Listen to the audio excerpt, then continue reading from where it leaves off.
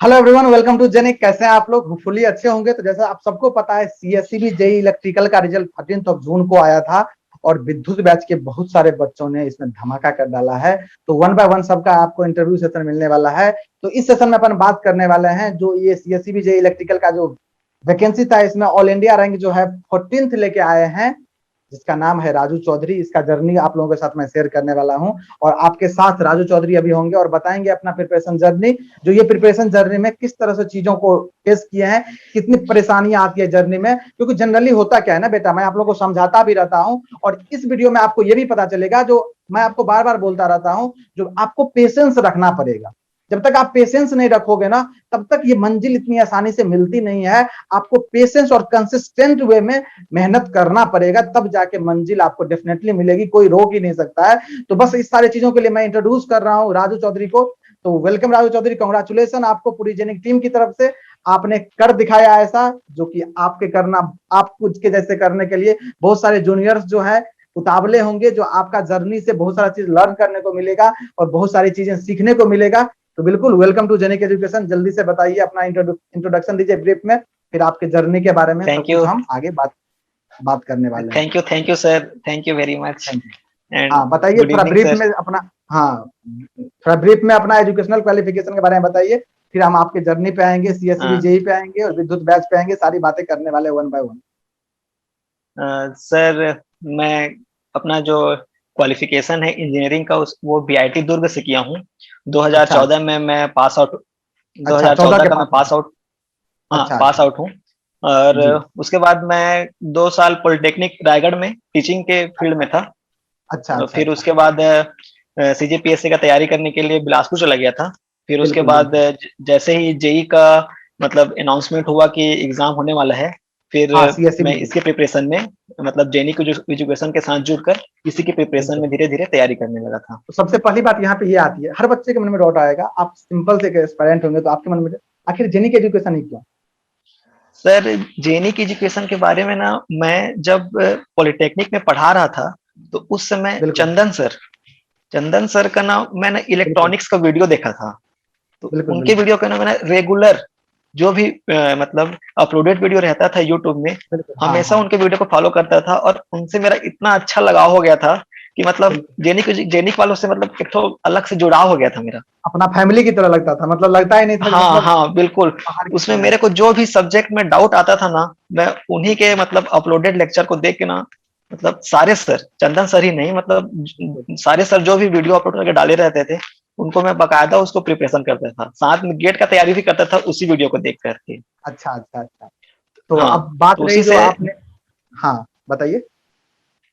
ना जेनिक मेरे दिमाग में था कि मतलब अगर जेई का कोई कोर्स लेके आएंगे जेनिक वाले तो मैं उसको लेना ही है करके, मतलब मेरे दिमाग में ना बैठा था। और जब ना ऐसे ही यूट्यूब देख रहा था तो अचानक से उसका एडवर्टीजमेंट आया, फिर ना लेना ही है करके ना मैंने मन में ठान लिया था और उसका कोर्स को लिया ही मैंने।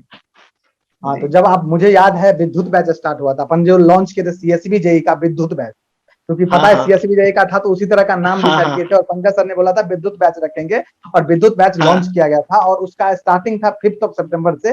टीचर्स डे मुझे हाँ आज भी याद है और पहला क्लास जो है वो मेरा ही लगा था, डिजिटल इलेक्ट्रॉनिक्स का। तो थोड़ा हम्म। वो पहले दिन का एक्सपीरियंस बताएगा और किस तरह से ये जर्नी स्टार्ट किए थे अपन लोग और किस तरह से आपने चीजों को इंक्लूड किया, जैसे जैसे बोलते गए चीजों को, एक सब्जेक्ट, दो सब्जेक्ट, बहुत सारे सब्जेक्ट कवर करते गए। तो फिर चीजों को कैसे प्रिपरेशन मोड में रखे, फिर नेक्स्ट सब्जेक्ट कवर किए, जो प्रीवियस सब्जेक्ट है उसको कैसे रिवीजन एंगेज किए, ये सारी चीजों को बताइए। क्योंकि बच्चे गलती क्या करते हैं ना, वो नंबर ऑफ सब्जेक्ट को कंप्लीट करने के चक्कर में ना प्रीवियस सब्जेक्ट को पूरी तरह से भूल जाते हैं और जब आप उसको छोड़ दोगे ना तो वो ब्लैंक हो जाएगा, फिर वो ब्लैंक है, मतलब फिर कुछ नहीं। थोड़ा थोड़ा धीरे धीरे करते करते खत्म दोस्ती। दोस्ती कैसे चलती है? जब दोनों तरफ से म्यूचुअली चीजें इंटरेक्ट नहीं होगी ना, तो दोस्ती खत्म। वैसे ही सब्जेक्ट के साथ रिलेशन होता है। तो इस सारी चीजों के बारे में थोड़ा बच्चों को गाइड कीजिएगा और बताइएगा आपको किस तरह से प्रॉब्लम फेस करना पड़े ये सारी चीजों में। सर, फर्स्ट डे तो मतलब ऐसे ही नॉर्मल था, मतलब कि मतलब इंट्रोडक्शन टाइप का, मतलब आपस में हुआ कि हाँ चलो क्लास चालू हो गया है और क्या बोलते हैं, हाँ पढ़ना है करके। फिर धीरे धीरे जैसे जैसे कोर्स मतलब बढ़ते गया, सबसे पहले एक सब्जेक्ट हुआ,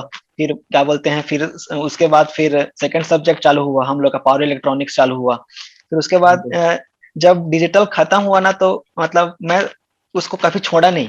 कि मतलब नहीं खत्म हो गया है, मैं पढ़ लिया हूँ, तो क्या बोलते हैं उसको साइड में रख देते हैं, दूसरा सब्जेक्ट पढ़ते हैं जो रेगुलर चल रहा है।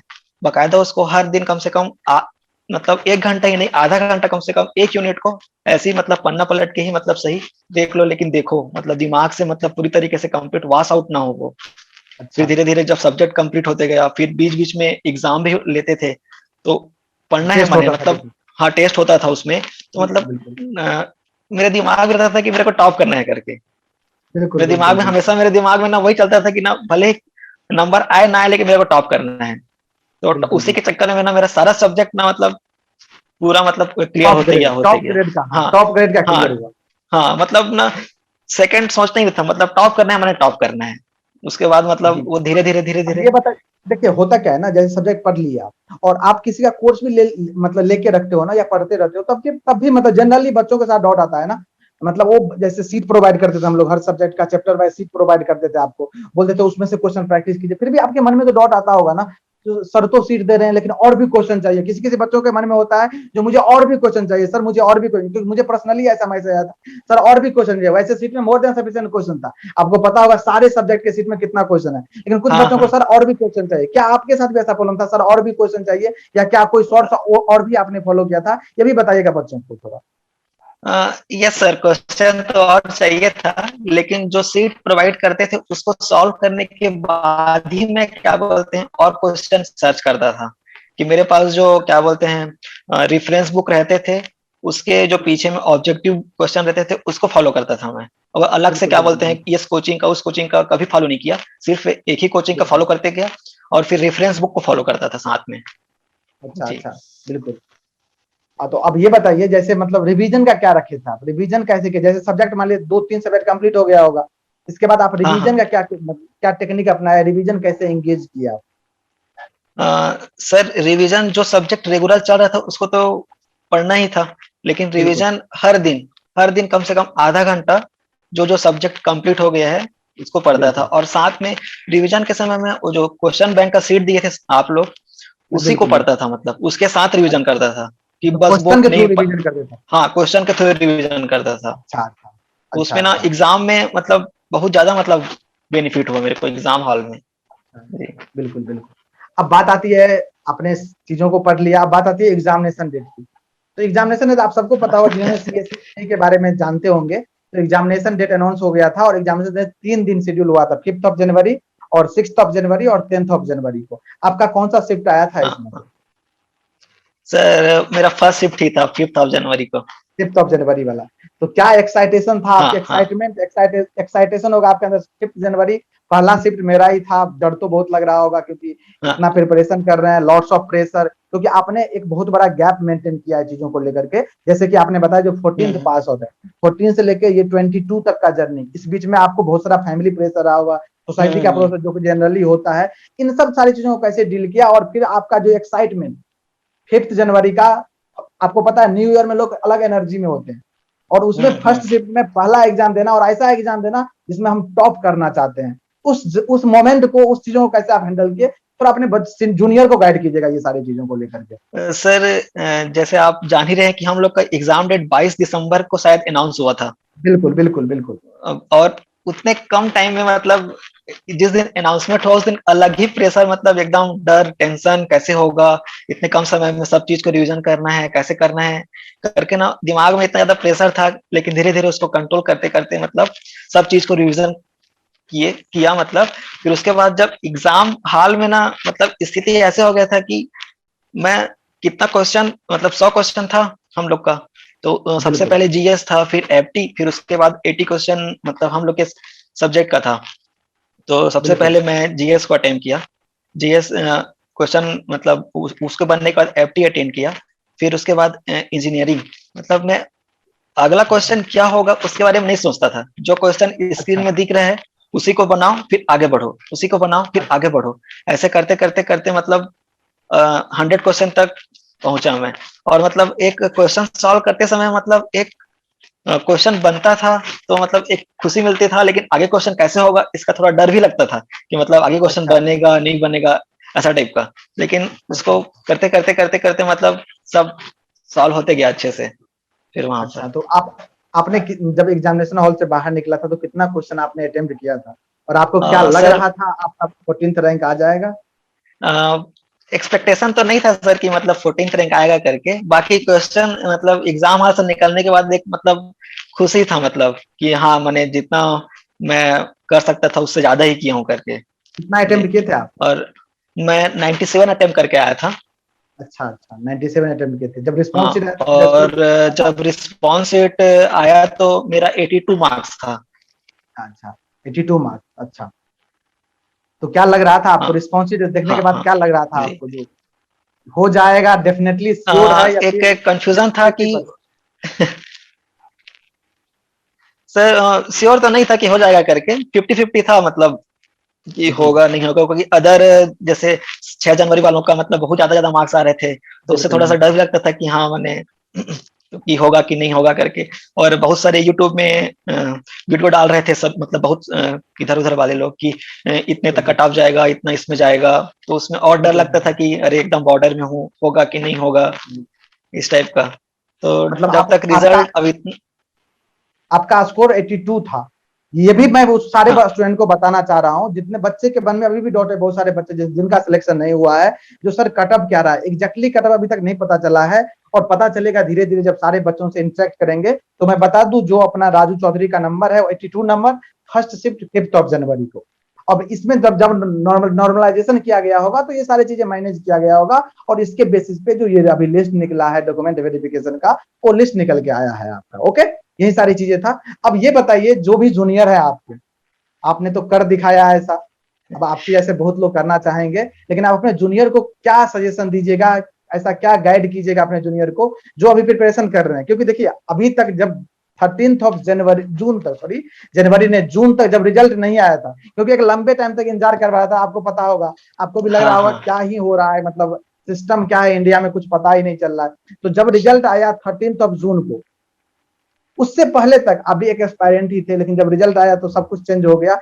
तो उस सारे बच्चों को जो आज तैयारी कर रहे हैं, उसको पता नहीं उसका रिजल्ट क्या होगा, उसका सिलेक्शन क्या होगा, उनके बारे में थोड़ा गाइड कर दीजिए, उसके बाद उसको थोड़ा गाइड कर दीजिए, जो कि थोड़ा उसको बूस्टअप मिले, वो मोटिवेटेड रहे चीजों को। ये जो जर्नी स्टार्ट किए प्रिपरेशन का, उसमें बहुत सारी चीजों को देखना पड़ेगा, उसको कैसे टैकल करना है, कैसे हैंडल करना है, क्योंकि आप एक लंबे टाइम से रहे, 14 से लेकर 22 तक। तो आपका जर्नी बहुत लोगों को इंस्पायर करेगा, बहुत सारे लोग आपकी कैटेगरी में आएंगे। तो बिल्कुल गाइड कीजिएगा थोड़ा जूनियर को आप। सर अब 8 साल बहुत होता है ना, मतलब जॉब, मतलब बिना जॉब के घर में रहना बिल्कुल बिल्कुल। और सब तरफ से प्रेशर हैंडल करना कि कुछ नहीं कर रहा है, बिल्कुल घर अपने, में बैठा है, हाँ, ये सब सोसाइटी का सुनने को प्रेशर मिल ही जी। जाता है। हाँ। हाँ तो बिल्कुल सबसे पहले बिल्कुल। तो अब मेरे पापा मतलब इतने ज्यादा सपोर्टिव हैं कि मेरे को इतना सपोर्ट किए हैं, तब मैं जा करके इतना समय तक मतलब धैर्य पेशेंस रख पाया कि मतलब हाँ, बिल्कुल मतलब कुछ ना कुछ मतलब गवर्नमेंट जॉब लेना ही है, मतलब लेना ही है करके। बिल्कुल। फिर मैं तो इंजीनियरिंग वाला फील्ड छोड़ दिया था सर, सही बताऊं तो अच्छा 2 साल पॉलिटेक्निक के अच्छा पढ़ाया। फिर उसके बाद ना अच्छा इसमें तो मतलब कुछ हो नहीं रहा है इंजीनियरिंग वाले फील्ड में करके, फिर पीएससी में चला गया, अच्छा मैं सीजीपीएससी करने चला अच्छा। गया।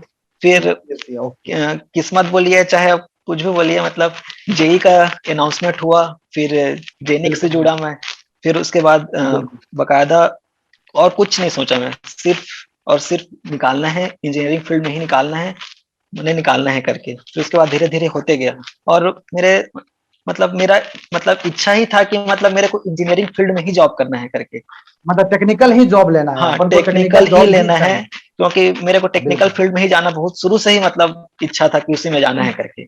इसीलिए बिल्कुल धीरे धीरे बिल्कुल। करते करते वहां तक फाइनली पहुंचा हूं मैं।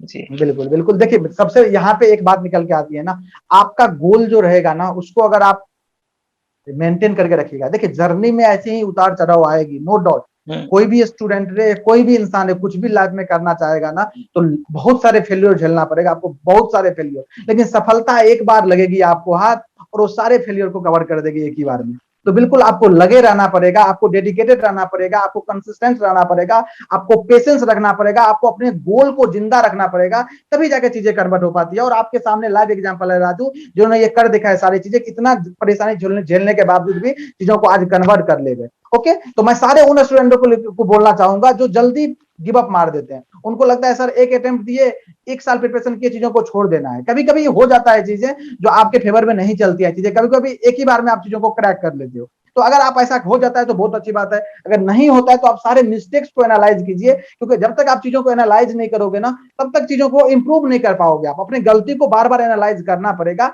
और ये सारी चीजें हम जब क्लास लेते ड्यूरिंग द प्रिपरेशन, जब विद्युत बैच चला था, सितंबर से लेकर दिसंबर तक चला था बैच, तो ये गाइडेंस सेशन हम बच्चों को दे रहे थे। जैसा कि आपने अगर क्लास रेगुलर अटेंड किए होंगे तो ये सारी चीजें आपको पता चला होगा, क्योंकि बच्चे बीच में डिमोटिवेट हो जाते थे, उनको लगता था सर कैसे करेंगे, सर सब्जेक्ट हो ही नहीं पा रहा है, सर नेक्स्ट सब्जेक्ट कवर करेंगे या प्रीवियस सब्जेक्ट को रिवीजन करेंगे। तो हम लोग प्रॉपर टेस्ट देते थे बच्चों को, जो आप इस टेस्ट को अटेम्प्ट करो, जिससे आपको ये पता चले ना जो आप कितने पानी में हो, आपको कितना चीजें आती है, या सच में पढ़ के रखे हो क्या आप। तो ये सारी चीजें करना पड़ेगा आपको, तभी जाके आप किसी भी एग्जाम को टारगेट कर दो। आज सीएससीबी जेई का एग्जाम हुआ, कल एसएससी जेई का एग्जाम होगा, या XYZ कोई सा भी एग्जाम का तैयारी करोगे, सारे के स्ट्रेटजी यही रहने वाला है, जो कि अभी आप लोगों के सामने राजू ने बताया है। अब ये बताइए आप, अब आपका आगे का प्लानिंग क्या रहने वाला है करियर में, और सीएससीबी जेई ज्वाइन करने वाले हैं या कुछ और गोल बना के रखे हैं आप, तो सर ज्वाइन करने के बाद कोई और ऐसा प्रिपरेशन जो आप करना चाहेंगे, ये बताइएगा थोड़ा। नहीं सर, अभी तो अब इसी फील्ड में आगे बढ़ना है, इसी का तैयारी करना है। मतलब जेई के बाद जैसे एई का आएगा तो उसका तैयारी करना है, हाँ बिल्कुल उसी फील्ड में बिल्कुल रहना बिल्कुल। है अभी। हाँ हाँ। चलिए बहुत अच्छी बात है, पूरी जेनिक टीम आपके लिए खड़े है हमेशा, जब भी आपको कोई जरूरत पड़ेगी पूरी जेनिक टीम आपके लिए खड़ी है। और पूरी जेनिक टीम की तरफ से आपको again congratulation, lots of best wishes. आप ऐसे ही लाइफ में आगे बढ़ते जाइए, फोड़ते जाइए, और जो भी गोल सेट कीजिएगा ना, डेफिनेटली आप क्रैक कीजिएगा। बस इसी डेडिकेशन के साथ लगे रहिए। Thank you so much. Thank you sir. Thank you.